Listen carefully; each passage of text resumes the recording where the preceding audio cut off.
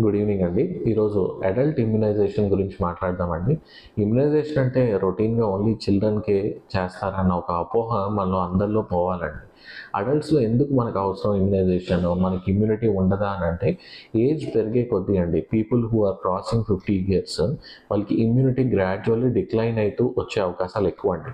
It may be due to chronic ailments, అంటే మనకి sugar కానీ, హైపర్ టెన్షన్ కానీ, థైరాయిడ్ డిసార్డర్స్ కానీ, అట్లాంటివి ఏవైనా ఎక్కువ నాళ్ళ నుంచి ఉండడం వల్ల ఇట్లాంటి ఇబ్బందులు వచ్చే అవకాశాలు ఉంటాయండి.